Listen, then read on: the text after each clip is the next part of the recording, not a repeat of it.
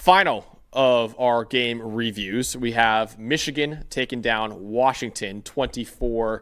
Let's go over the highest grade player, starting off with the Michigan Wolverines. Highest grade player was Derrick Moore, 92.7 grade for the star edge rusher. Linebacker Jimmy Rolder, 81.5. Another linebacker here, Ernest Hausman, 80.2. Tight end Zach Marshall, 77.8. And running back Jordan Marshall, 75.1. And Bryce Underwood with an incredible 83.7 grade in the win for the true freshman quarterback. Let's go over to Washington with their highest grade players in the loss. Takario Davis, the cornerback, 75.5. Running back Jonah Coleman, 75.3. Devin Bryant, the linebacker, 72.8. Ontario Thompson, the D-tackle, 71.7. Safety Alex McLaughlin, 66.8. And Demond Williams with only a 55.6 grade in the loss for the Huskies. Dalton, what told the story for you? Michigan's defense really just clamped down in the second half. And I mean, this game was 7-7 for a lot of it, but Washington, they just couldn't find a consistent rhythm in the second half of this game. Did not score in the second half. 48.7 team offense grade, only 62 net yards in the second half of this game. And Demond Williams, look, I think this came down to a lot of it. Two quarterbacks in a big game against a conference opponent. One kept his composure and one didn't. Demond Williams, 29.7 passing grade in the second half with 3 interceptions. And I get it. He was pressured on 9 out of his 15 dropbacks. Derrick Moore and that Michigan defensive line really took this game over as it went on. And you just felt like the turnovers are one thing, but even before then, it started to feel like, do they have the answers for this right now? And it's the part where you're going to look at them and go, look, can they beat? And they got another big game against Illinois next week. Can they beat a team with a top 20 type defense like Michigan? We saw them really get shut down. There was a few good plays, but we really get shut down against Ohio State, who's doing that to everybody, yes. But these are the moments for Demond Williams where I think you talk about the maturation sometimes through the losses and you go, okay, got to get better. Got to get better. Got to lead this team against better defenses like a Michigan, like an Ohio State. If you want to compete at the top of the Big Ten, this is the type of competition you're dealing. And it's the whole team. It's not just Williams. Obviously, he eventually cracked with the interceptions, but got to run the ball better. Offensive line got to be better in pass protection all the way around. Michigan's defense held firm in this game throughout, and eventually Washington started making mistakes up front and in the passing game on offense. And the Huskies only had 64 rushing yards in this game. I mentioned in the preview how Michigan had a top 5 run defense grade in the country, but they'd be tested more than ever before this week against Washington with Demond Williams and, of course, Jonah Coleman there, and they passed that test with flying colors. Demond Williams, the really mobile quarterback who has often drawn comparisons to like another Kyler Murray-esque type of quarterback, 3 carries for 5 yards for Demond Williams in this game. And that doesn't even include sacks either. So 3 carries for 5 yards when he actually ran the ball for Washington.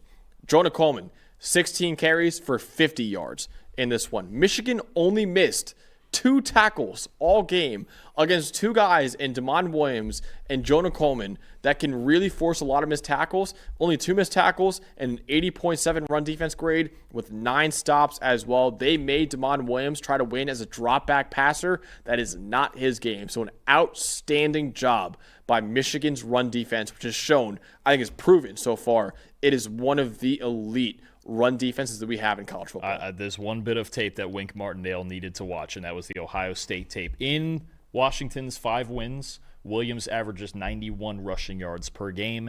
In the 2 losses to Ohio State and to Michigan, 10 carries. Only 10 carries, which is another thing. It's just preventing him and on the read option, sitting out. Let him hand it off to Coleman. Like, Jonah Coleman's really good. And rushing with lane integrity, too. They do that a lot. Absolutely. In both cases, 10 carries, 23 yards total in their 2 losses. That's the blueprint, is you keep him in the pocket, you make him hand it off on read option. Jonah Coleman's really good, but he's more of a keep you on schedule, physical type of back. Williams is actually their most explosive runner, just not happening in these 2 games. And I think that's a big factor going forward is for Washington. How do we adjust from that? What if they take his legs away? What do we do to counteract that? Because in 2 games where the defense has taken away his legs, it's been a real problem, and they just haven't been able to put up points.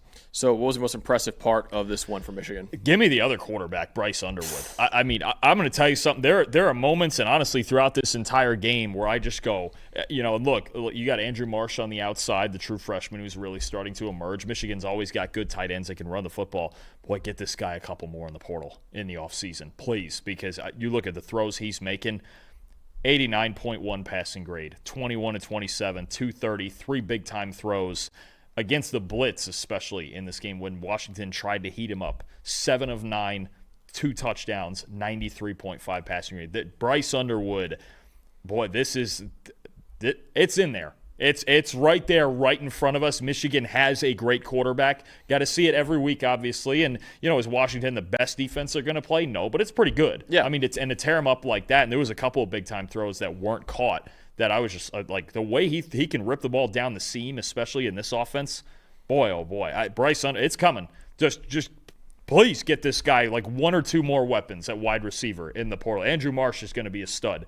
That's all they're missing. That to me, this Michigan team, this offense is all they're missing, because he makes some throws, and at the tempo and the pace and timing that he makes those throws, I mean, he's going to be one of those ones. Yeah, it's coming. This is just one of those. I think this is really the first game against a Power 4 team where you could really see that through a whole game. He was outstanding. I know it was 24-7. It doesn't seem flashy, and obviously Williams helped him out with the turnovers, but Underwood was just outstanding. And you mentioned throwing those balls up the seams in the middle of the field. You see so many young quarterbacks in college and in the NFL be afraid to throw over the middle of the field. Bryce Underwood is not afraid. He is ripping balls up the seams right now. So he is extremely talented. Just got to get more receivers around him right now, but there is no doubt that this guy will be a star in college football. I want to shout out a current star as well in college football. That is Derrick Moore, who I had as a top 10 edge rusher in the country entering the year. Proved why in this game. 2 sacks, 4 pressures on 19 pass rush snaps against Washington,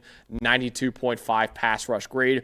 Also had a really solid 66.5 run defense grade. He was a menace as a pass rusher, and like I mentioned before, rushed with lane integrity so that Damon Williams could not escape the pocket and make magic happen with his legs like he often does for Washington. Again, showed why he was a top 10 edge rusher in the country for me entering the year. No, absolutely. I mean, he's just been outstanding. I think 2 big games where he's really come up big for you. This one and the Nebraska game. He was just outstanding. And look, is he going to do it maybe every single week? No, but he is one of the best pass rushers in the country. 91.6 pass rush grade this year. Just a guy who, when you need it most, gets that consistent pressure. So, no, Moore's outstanding. The pass rush really came on the second half of this game, and the entire defense really was just terrific for Michigan. Absolutely. So that wraps up our reviews with Michigan beating Washington 24-7.